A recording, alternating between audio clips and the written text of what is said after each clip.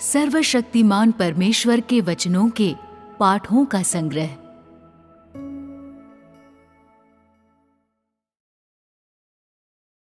परमेश्वर का कार्य, परमेश्वर का स्वभाव और स्वयं परमेश्वर 2।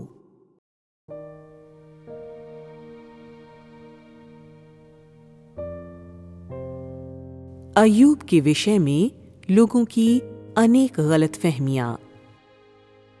अय्यूब के द्वारा सही गई कठिनाइयां परमेश्वर के द्वारा भेजे गए स्वर्गदूतों का कार्य नहीं था, न ही इसे परमेश्वर के हाथ के द्वारा किया गया था। इसके बजाय इसे शैतान के द्वारा व्यक्तिगत रूप से किया गया था, जो परमेश्वर का शत्रु है। परिणाम स्वरूप अय्यूब के द्वारा सही गई कठिनाइयों का स्तर अत्यधिक गहरा था। फिर भी इस समय अय्यूब ने बिना किसी संशय के अपने हृदय में परमेश्वर के विषय में अपने प्रतिदिन के ज्ञान को, प्रतिदिन के कार्यों के सिद्धांतों को और परमेश्वर के प्रति अपनी मनोवृत्ति को प्रदर्शित किया था। और यही वो सच्चाई है। यदि अय्यूब की परीक्षा नहीं की गई होती, यदि परमेश्वर अय्यूब के ऊपर इन विपत्तियों को नहीं लाता, तो जब अय्यूब ने कहा, यहोवा ने दिया और यहोवा ही ने लिया, यहोवा का नाम धन्य है, तो तू कहता है कि अय्यूब एक पाखंडी है। परमेश्वर ने उसे बहुत सारी संपत्ति दी थी, इसलिए वास्तव में उसने यहोवा के नाम को धन्य कहा था। परीक्षाओं के अधीन किए जाने से पहले यदि अय्यूब ने कहा होता, क्या हम जो परमेश्वर के हाथ से सुख लेते हैं दुख न लें, तो तू कहेगा कि अय्यूब बढ़ा चढ़ा कर बातें कर रहा था, और ये कि वो परमेश्वर के नाम को नहीं त्यागेगा, क्योंकि उसे परमेश्वर के हाथ के द्वारा अक्सर आशीषित किया गया था। यदि परमेश्वर उसके ऊपर विपत्ति लाया होता, तो उसने निश्चय ही परमेश्वर के नाम को त्याग दिया होता। फिर भी जब अय्यूब ने अपने आप को ऐसी परिस्थितियों में पाया जिन्हें कोई नहीं चाहेगा, या जिन्हें देखने की इच्छा नहीं करेगा, या नहीं चाहेगा कि वे उनके ऊपर आएं, और जिनके अपने ऊपर आने से लोग डरेंगे, ऐसी परिस्थितियां जिन्हें परमेश्वर भी नहीं देख सकता था, अय्यूब उन परिस्थितियों में अपनी ईमानदारी को अभी भी थामे रखने के योग्य था। यहोवा ने दिया और यहोवा ही ने लिया, यहोवा का नाम धन्य है। और क्या हम जो परमेश्वर के हाथ से सुख लेते हैं दुख न लें? इस समय अय्यूब के बर्ताव का सामना करने पर ऐसे लोग जो बड़ी बड़ी बातें करना पसंद करते हैं और जो पत्रियों एवं सिद्धांतों को बोलना पसंद करते हैं, वे निशब्द हो जाते हैं। ऐसे लोग जो केवल भाषण में ही परमेश्वर के नाम का अत्यंत गुणगान करते हैं, फिर भी उन्होंने परमेश्वर की परीक्षाओं को कभी स्वीकार नहीं किया है। उनकी निंदा उस ईमानदारी के द्वारा की जाती है जिसे अय्यूब ने दृढ़ता से थामा था।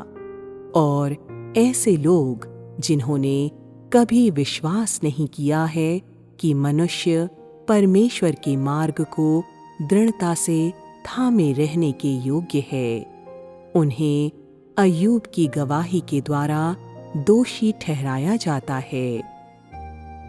इन परीक्षाओं के दौरान अय्यूब के आचरण और उन वचनों का सामना करने पर जिन्हें उसने कहा था।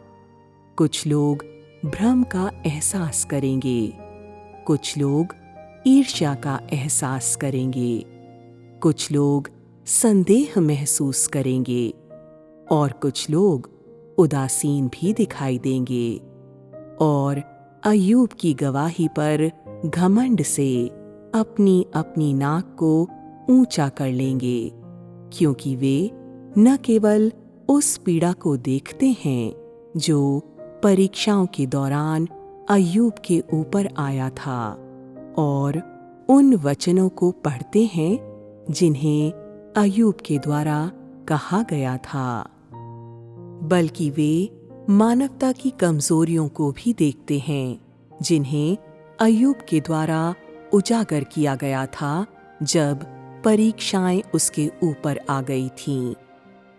इस कमजोरी को वे अय्यूब की सिद्धता में कल्पित अपूर्णता मानते हैं। वे इसे एक ऐसे मनुष्य में एक कलंक मानते हैं जो परमेश्वर की दृष्टि में सिद्ध था। दूसरे शब्दों में, ये विश्वास किया जाता है कि ऐसे लोग जो सिद्ध हैं, वे त्रुटिहीन हैं, वे बिना किसी दाग या धब्बे के हैं, उनमें कोई कमजोरी नहीं है, ये कि उनके पास पीड़ा का ज्ञान नहीं है, ये कि वे कभी अप्रसन्नता या उदासी का अनुभव नहीं करते हैं और उनके पास कोई नफरत या बाह्य चरम व्यवहार नहीं है। इसके परिणाम स्वरूप अधिकांश लोग ये विश्वास नहीं करते हैं कि अय्यूब पूरी तरह से सिद्ध था।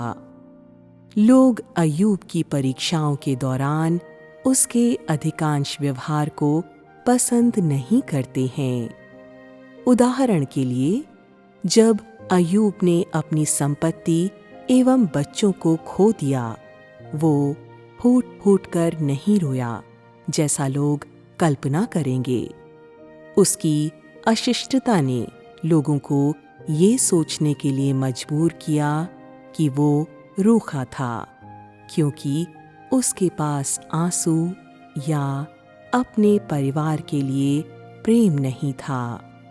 ये वो बुरा प्रभाव है जिसे अय्यूब सबसे पहले लोगों को देता है। उसके बाद वे पाते हैं कि उसका व्यवहार और भी अधिक परेशान करने वाला है। अपना बागा फाड़ा को लोगों के द्वारा परमेश्वर के प्रति उसके अनादर के रूप में अनुवाद किया गया है और अपना सिर मुड़ाया को परमेश्वर के प्रति अय्यूब की निंदा एवं विरोध के अभिप्राय में गलत माना गया है। अय्यूब के इन शब्दों के अलावा कि यहोवा ने दिया और यहोवा ही ने लिया, यहोवा का नाम धन्य है, लोगों ने अय्यूब में किसी भी प्रकार की धार्मिकता को नहीं परखा जिसकी प्रशंसा परमेश्वर के द्वारा की गई थी, और इस प्रकार अय्यूब के विषय में उनमें से अधिकतर लोगों का आंकलन नासमझी, गलतफहमी, संदेह, निंदा एवं सिर्फ सिद्धांतों में ही स्वीकार किए जाने से बढ़कर और कुछ भी नहीं है। उनमें से कोई भी यहोवा परमेश्वर के वचनों को सही मायने में समझने एवं उनकी सराहना करने के योग्य नहीं है कि अय्यूब एक खरा एवं सीधा मनुष्य था, ऐसा मनुष्य जो परमेश्वर का भय मानता और बुराई से दूर रहता था। अय्यूब के विषय में उनकी छवि के आधार पर लोगों में उसकी धार्मिकता को लेकर और अधिक संदेह है, क्योंकि अय्यूब के कार्य एवं उसका व्यवहार, जिन्हें पवित्र शास्त्र में दर्ज किया गया है, वे अत्यंत प्रभावशाली रूप से उतने मर्मस्पर्शी नहीं हैं जितना लोगों ने कल्पना किया होगा। न केवल उसने किसी बड़ी दावत को अंजाम नहीं दिया, बल्कि उसने राख में बैठकर अपने आप को खुजाने के लिए मटके का एक ठीकरा लिया। इस कार्य ने भी लोगों को बहुत अधिक आश्चर्यचकित किया और उन्हें अय्यूब की धार्मिकता पर संदेह करने और यहाँ तक कि उसका इनकार करने के लिए मजबूर भी किया, क्योंकि स्वयं को खुजाते समय अय्यूब ने परमेश्वर से प्रार्थना नहीं की या परमेश्वर से प्रतिज्ञा नहीं की। इसके अतिरिक्त न ही उसे दर्द के कारण विलाप से आंसू बहाते हुए देखा गया। इस समय लोगों ने सिर्फ उसकी कमजोरी को ही देखा और किसी अन्य चीज को नहीं। और इस प्रकार जब उन्होंने अय्यूब को ये कहते हुए सुना, क्या हम जो परमेश्वर के हाथ से सुख लेते हैं दुख न लें, तो वे पूरी तरह से भौंचक्के हो गए या फिर दुविधा में पड़ गए और वे अभी भी अय्यूब के शब्दों से उसकी धार्मिकता को परखने में असमर्थ हैं। वो मूल छवि जिसे अय्यूब अपनी पीड़ा के दौरान लोगों को देता है, वो ये है कि वो न तो शर्मिंदा था और न ही अहंकारी। लोग उसके इस व्यवहार के पीछे की उस कहानी को नहीं देखते हैं जो उसके हृदय की गहराइयों में घटी थी, न ही वे उसके हृदय के भीतर परमेश्वर के भय को या बुराई से दूर रहने की रीति के सिद्धांतों में बने रहने को देखते हैं। उसका शांत चित्त लोगों को ये सोचने पर मजबूर करता है कि उसकी खराई एवं सिधाई केवल खोखले शब्द हैं, ये कि परमेश्वर के प्रति उसका भय केवल एक झूठी शिक्षा थी। इसी बीच वो कमजोरी जिसे उसने बाह्य रूप से प्रकट किया था, वो उन पर एक गहरा प्रभाव छोड़ता है। उन्हें उस मनुष्य का एक नया दृष्टिकोण और यहाँ तक कि उसके प्रति एक नई समझ देता है, जिसे परमेश्वर खरे एवं सीधे पुरुष के रूप में परिभाषित करता है।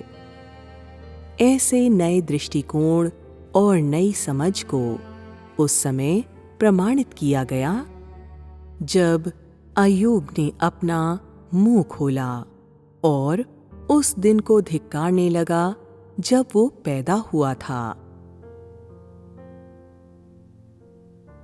हालांकि पीड़ा का वो स्तर जिसे उसने सहा, वो किसी भी मनुष्य के लिए अकल्पनीय एवं समझ से परे है। फिर भी उसने झूठी शिक्षा का कोई बोल नहीं बोला, बल्कि अपने स्वयं के उपायों के द्वारा अपने शरीर के दर्द को कम किया।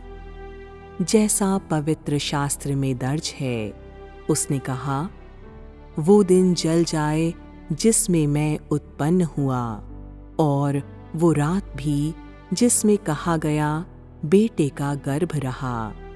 अय्यूब 3:3।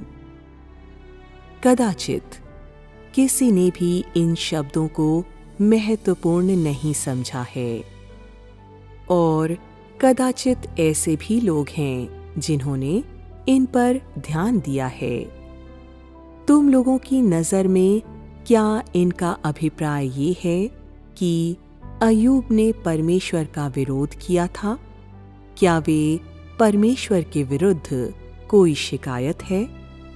मैं जानता हूँ कि तुम लोगों के पास अय्यूब के द्वारा कहे इन शब्दों के विषय में कुछ विचार हैं, और मैं विश्वास करता हूँ कि यदि अय्यूब खरा एवं सीधा होता तो उसने किसी भी प्रकार की कमजोरी या कष्ट को जाहिर नहीं किया होता, और इसके बजाय उसे सकारात्मक रूप से शैतान के किसी भी आक्रमण का सामना करना चाहिए था और शैतान की परीक्षाओं का सामना करते हुए मुस्कुराना भी चाहिए था।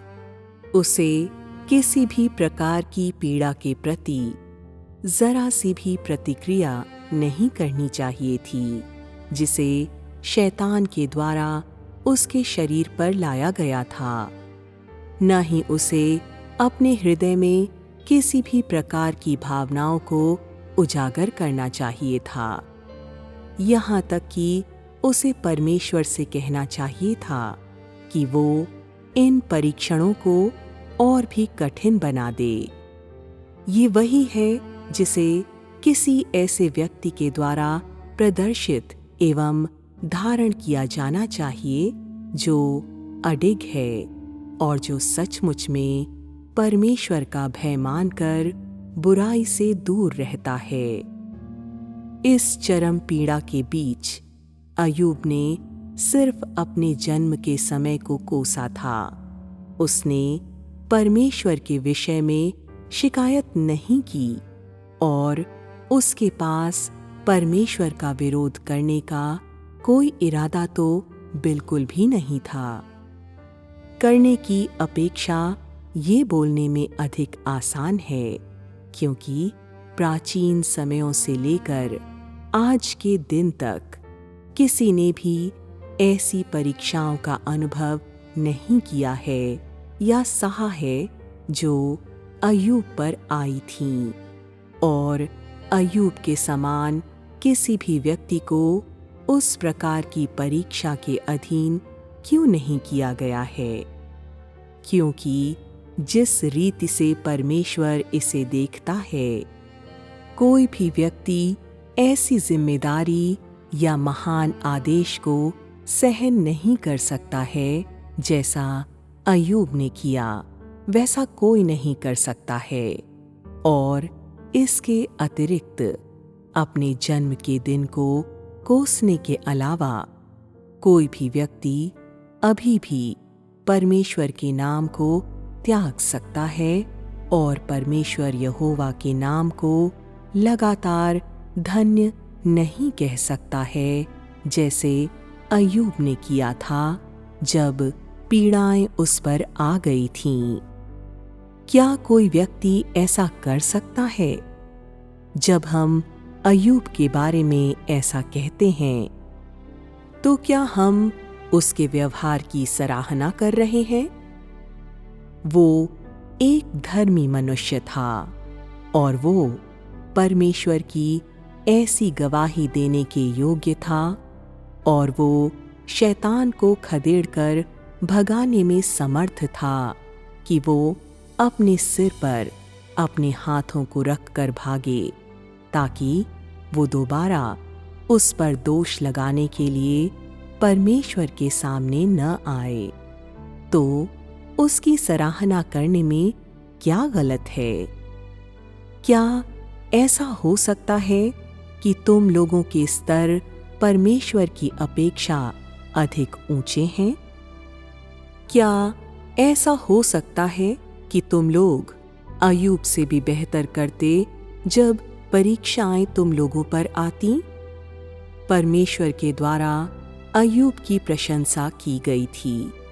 तुम लोगों को क्या आपत्तियां हो सकती हैं? अय्यूब अपने जन्म के दिन को कोसता है क्योंकि वो नहीं चाहता था कि उसके द्वारा परमेश्वर को तकलीफ हो। मैं अक्सर कहता हूं कि परमेश्वर मनुष्य के हृदय के भीतर देखता है और लोग मनुष्यों के बाहरी रंग रूप को देखते हैं, क्योंकि परमेश्वर मनुष्य के हृदय के भीतर देखता है। वो उनकी हस्ती, मूल तत्व को समझता है, जबकि लोग उनके बाहरी रूप रंग के आधार पर अन्य मनुष्यों की हस्ती को परिभाषित करते हैं। जब अय्यूब ने अपना मुंह खोला और अपने जन्म के दिन को कोसा, तो इस कार्य ने सभी आत्मिक लोगों को बहुत अधिक चकित कर दिया, जिनमें उसके 3 मित्र भी शामिल थे। मनुष्य परमेश्वर से आया था और उसे जीवन एवं शरीर के लिए धन्यवादित होना चाहिए। साथ ही साथ अपने जन्म के दिन के लिए भी धन्यवादित होना चाहिए, जिसे परमेश्वर के द्वारा उसे प्रदान किया गया है, और उसे उन्हें कोसना नहीं चाहिए। ये अधिकांश लोगों के लिए समझने योग्य एवं बोधगम्य है। किसी के लिए भी जो परमेश्वर का अनुसरण करता है, ये समझ पवित्र और अनुलंघनीय है। ये ऐसा सत्य है जिसे कभी बदला नहीं जा सकता है। दूसरी ओर अय्यूब ने नियमों को तोड़ दिया। उसने अपने जन्म के दिन को कोसा। ये एक ऐसा कार्य है जिसके विषय में अधिकांश लोग ये समझते हैं कि ये प्रतिबंधित क्षेत्र में प्रवेश करने के समान है। न केवल वो लोगों की समझ एवं सहानुभूति का हकदार नहीं है, बल्कि वो परमेश्वर की क्षमा का भी हकदार नहीं है। ठीक उसी समय और भी अधिक लोग अय्यूब की धार्मिकता के प्रति संदेहास्पद हो गए थे, क्योंकि ऐसा दिखाई देता है कि उसके प्रति परमेश्वर की कृपा ने अय्यूब को अपने आप में ही आनंदित बना दिया था, और इसने उसे इतना निर्भीक एवं लापरवाह बना दिया था कि उसने न केवल अपने जीवन काल के दौरान उसे आशीष देने के लिए और उसकी देखभाल करने के लिए परमेश्वर को धन्यवाद नहीं दिया, बल्कि उसने अपने जन्म के दिन को भी धिक्कारा कि उसका नाश कर दिया जाए। यदि ये परमेश्वर का विरोध नहीं है, तो ये क्या है? ऐसे उथलेपन ने अय्यूब के इस कार्य की निंदा करने के लिए लोगों को सबूत प्रदान किया है, परंतु कौन जान सकता है कि उस समय अय्यूब सचमुच में क्या सोच रहा था, और कौन उस कारण को जान सकता है कि अय्यूब ने क्यों उस तरह से व्यवहार किया था। केवल परमेश्वर एवं स्वयं अय्यूब ही यहाँ भीतर की उस कहानी को और उन कारणों को जानते हैं। जब शैतान ने अय्यूब की हड्डियों में पीड़ा पहुंचाने के लिए अपना हाथ बढ़ाया, तो अय्यूब बच निकलने के उपायों या प्रतिरोध करने की सामर्थ्य के बिना उसके चंगुल में फंस गया। उसकी देह एवं उसके प्राण मन ने अत्यधिक पीड़ा को सहन किया, और इस पीड़ा ने उसे शरीर में जीवित रहने की निरर्थकता, निर्बलता एवं शक्तिहीनता का गहराई से परिचय कराया था। ठीक उसी समय उसने एक गहरी समझ को भी हासिल किया कि परमेश्वर एक ऐसे मस्तिष्क का क्यों है कि वो मानव जाति की परवाह एवं देखभाल करता है। अय्यूब ने शैतान के चंगुल में ये एहसास किया कि मनुष्य जो मांस और लहू का बना हुआ है वो वास्तव में बहुत ही निर्बल एवं कमजोर है। जब वो अपने घुटनों पर आया और परमेश्वर से प्रार्थना की तो उसने ऐसा महसूस किया मानो परमेश्वर अपने मुख को ढांप रहा था और छिप रहा था, क्योंकि परमेश्वर ने पूरी तरह से उसे शैतान के हाथ में दे दिया था। ठीक उसी समय परमेश्वर भी उसके लिए रोया और इसके अतिरिक्त वो उसके लिए व्यथित भी था। परमेश्वर उसके दर्द से तड़प उठा था और उसकी पीड़ा से पीड़ित हुआ था। अय्यूब ने परमेश्वर की पीड़ा को महसूस किया था, साथ ही साथ इस बात को भी कि ये परमेश्वर के लिए कितना असहनीय था। अय्यूब परमेश्वर को और अधिक पीड़ा नहीं पहुंचाना चाहता था, न ही वो ये चाहता था कि परमेश्वर उसके लिए विलाप करे। वो ये देखना तो बिल्कुल भी नहीं चाहता था कि परमेश्वर को उसके द्वारा पीड़ा पहुंचे।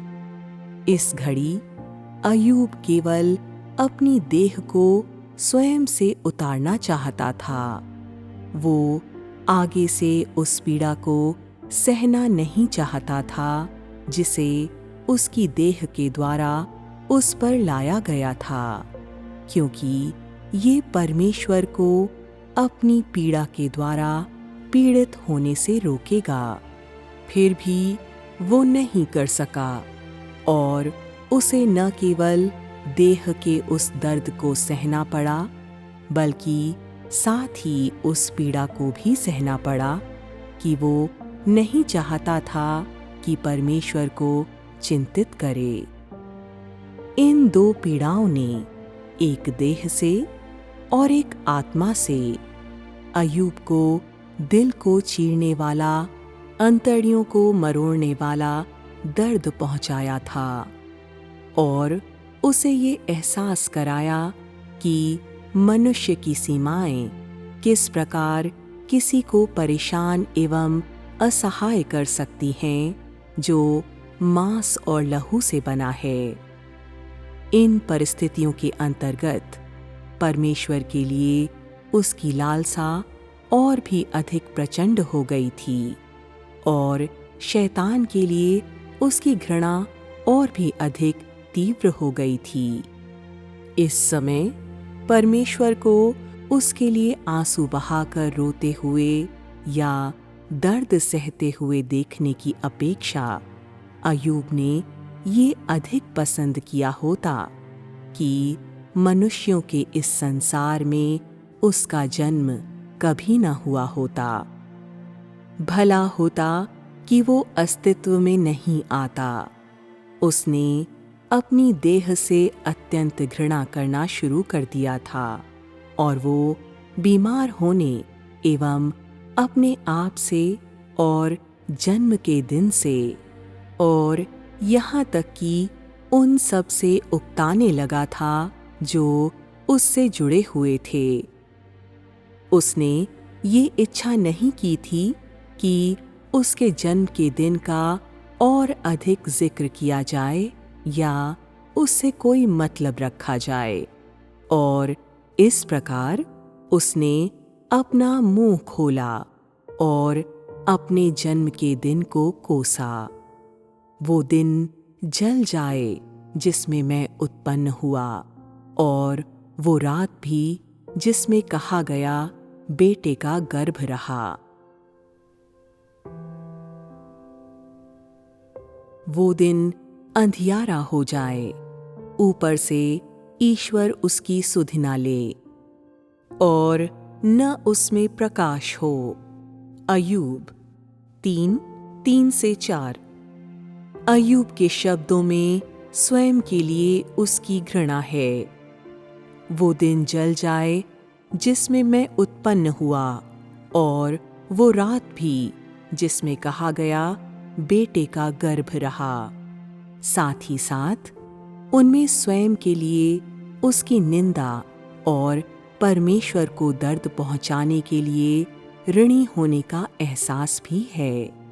वो दिन अंधियारा हो जाए, ऊपर से ईश्वर उसकी सुध न ले और न उसमें प्रकाश हो। ये दो अंश महानतम प्रकटीकरण हैं कि अय्यूब ने तब कैसा महसूस किया था और सब पर उसकी खराई एवं सिधाई को प्रदर्शित करते हैं। ठीक उसी समय, बिल्कुल वैसे ही जैसे अय्यूब ने इच्छा की थी, उसके विश्वास को एवं परमेश्वर के प्रति उसकी आज्ञाकारिता को, साथ ही साथ परमेश्वर के प्रति उसके भय को सचमुच में ऊंचा उठाया गया था। हाँ, वास्तव में ये ऊंचाई बिल्कुल वो प्रभाव है जिसकी परमेश्वर ने अपेक्षा की थी। अय्यूब ने शैतान को हराया और परमेश्वर की दृष्टि में एक सच्चा मनुष्य बन गया।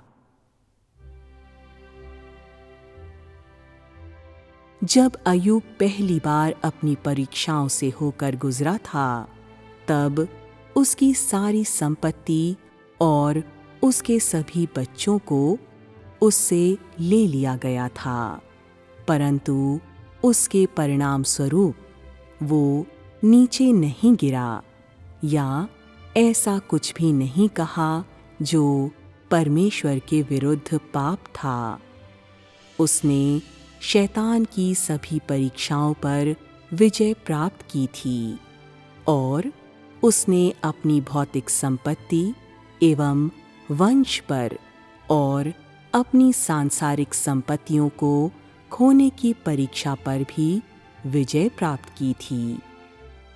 कहने का तात्पर्य है कि जब परमेश्वर ने इन्हें ले लिया, तब भी वो उसकी आज्ञाओं को मानने और इसके कारण परमेश्वर को धन्यवाद एवं स्तुति देने के योग्य था। शैतान की पहली परीक्षा के दौरान अय्यूब का बर्ताव ऐसा ही था और परमेश्वर के पहले परीक्षण के दौरान अय्यूब की गवाही ऐसी ही थी। दूसरी परीक्षा में शैतान ने अय्यूब को तकलीफ देने के लिए अपना हाथ बढ़ाया और हालांकि अय्यूब ने ऐसा दर्द सहा जिसे उसने पहले कभी नहीं सहा था, तो भी उसकी गवाही लोगों को अचरज में डालने के लिए काफी थी। उसने एक बार फिर से शैतान को हराने के लिए अपनी सहन शक्ति, अंगीकार और परमेश्वर के प्रति अपनी आज्ञाकारिता का उपयोग किया और उसके आचरण एवं उसकी गवाही को एक बार फिर से परमेश्वर के द्वारा स्वीकृत किया गया एवं उसका समर्थन किया गया। इस परीक्षा के दौरान अय्यूब ने शैतान पर इस बात की घोषणा करने के लिए अपने वास्तविक व्यवहार का उपयोग किया कि शरीर का दर्द परमेश्वर के प्रति उसके विश्वास एवं आज्ञाकारिता को पलट नहीं सकता था या परमेश्वर के प्रति उसकी भक्ति एवं भय को छीन नहीं सकता था। वो मृत्यु का सामना करने के कारण परमेश्वर को नहीं त्यागेगा या अपनी खराई एवं सिधाई नहीं छोड़ेगा। अय्यूब के दृढ़ संकल्प ने शैतान को कायर बना दिया। उसके विश्वास ने शैतान को भयभीत और थरथरा दिया। शैतान के साथ उसकी जिंदगी और मौत की जंग ने शैतान के भीतर अत्यंत घृणा एवं रोष उत्पन्न किया। उसकी खराई एवं सिधाई ने शैतान की वो हालत कर दी कि वो उसके साथ और कुछ नहीं कर सकता था। कुछ इस तरह कि शैतान ने उस पर अपने आक्रमणों को त्याग दिया और यहोवा परमेश्वर के सामने अय्यूब पर अपने आरोपों को छोड़ दिया। इसका अर्थ ये है कि अय्यूब ने संसार पर विजय प्राप्त की थी, उसने देह पर विजय प्राप्त की थी, उसने शैतान पर विजय प्राप्त की थी और उसने मृत्यु पर विजय प्राप्त की थी। वो पूरी तरह से और संपूर्ण रीति से ऐसा मनुष्य था जो परमेश्वर से संबंध रखता था। इन दोनों परीक्षाओं के दौरान अय्यूब अपनी गवाही में दृढ़ता से स्थिर खड़ा रहा और उसने वास्तव में अपनी खराई एवं सिधाई को जिया था और उसने परमेश्वर का भय मानने और बुराई से दूर रहने के अपने जीवन जीने के सिद्धांतों के दायरे को व्यापक किया था। इन दोनों परीक्षाओं से होकर गुजरने के पश्चात अय्यूब के भीतर एक समृद्ध अनुभव उत्पन्न हुआ और इस अनुभव ने उसे और भी अधिक परिपक्व एवं अत्यंत अनुभवी बना दिया था। इसने उसे मजबूत और प्रबल आस्था रखने वाला मनुष्य बना दिया था और इसने उसे ईमानदारी की सच्चाई एवं योग्यता के विषय में अति आत्मविश्वासी बना दिया, जिनके तहत वो दृढ़ता से स्थिर रहा। यहोवा परमेश्वर के द्वारा अय्यूब की परीक्षाओं ने उसे मनुष्य के लिए परमेश्वर की चिंता के विषय में एक गहरी समझ एवं एहसास प्रदान किया और उसे परमेश्वर के प्रेम की बहुमूल्यता का एहसास करने की अनुमति दी और उस बिंदु से परमेश्वर के लिए उसके भय में परमेश्वर के प्रति विचार और प्रेम को जोड़ दिया गया था। यहोवा परमेश्वर की परीक्षाओं ने न केवल अय्यूब को उससे दूर नहीं किया, बल्कि उसके हृदय को परमेश्वर के और निकट लाया। जब अय्यूब के द्वारा सहा गया दैहिक दर्द अपनी पराकाष्ठा पर पहुंच गया, तो वो चिंता जिसे उसने परमेश्वर यहोवा की ओर से महसूस की थी, उसने उसे अपने जन्म के दिन को कोसने के अलावा और कोई विकल्प नहीं दिया था। ऐसे आचरण की योजना बहुत पहले से नहीं बनाई गई थी, परंतु ऐसा आचरण उसके हृदय के भीतर से परमेश्वर के लिए उसके विचार एवं उसके प्रेम का एक स्वाभाविक प्रकाशन था। ये एक स्वाभाविक प्रकाशन था जो परमेश्वर के लिए उसके विचार एवं उसके प्रेम से आया था। कहने का तात्पर्य है क्योंकि उसने स्वयं से घृणा की थी और वो परमेश्वर को कष्ट देने के लिए तैयार नहीं था और वो परमेश्वर को कष्ट देने की बात को सहन नहीं कर सकता था। इस प्रकार उसका विचार एवं प्रेम निस्वार्थता के बिंदु तक पहुंच गया था। इस समय अय्यूब ने अपनी चिरकालिक प्रशंसा और परमेश्वर के लिए अपनी लालसा और परमेश्वर के प्रति अपनी भक्ति को विचार एवं प्रेम के उस स्तर तक ऊंचा किया था। ठीक उसी समय उसने परमेश्वर के प्रति अपने विश्वास एवं आज्ञाकारिता और परमेश्वर के भय को भी विचार एवं प्रेम के उस स्तर तक ऊंचा किया था। उसने स्वयं को कोई ऐसा कार्य करने की अनुमति नहीं दी जो परमेश्वर को हानि पहुंचाता।